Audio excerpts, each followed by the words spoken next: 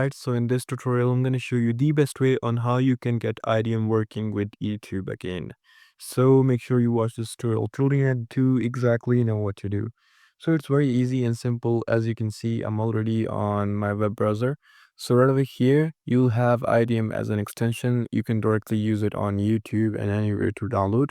So it's very easy if you just, go to Chrome Web Store and IDM. And, here, as you can see, it's not the official downloader. It only got like 17 ratings. So where do you get it from?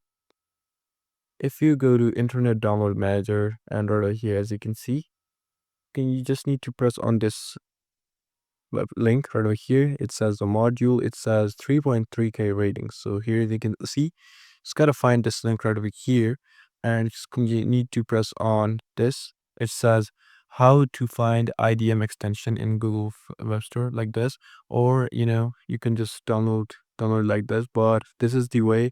Just gotta go ahead and press on module and then press add to Chrome. Once you do this, here as you can see, just gotta press add extension, and here you go. Now you have the module. So here as you can see, it says it has been installed. Now you can directly use it with YouTube, but there is another way you can do it, is just IDM download. Gotta press on this, and right over here, you could directly download IDM, but you have to buy it. Once you buy it, you'll get it for, like a lot of time, but you get also 3 days free trial.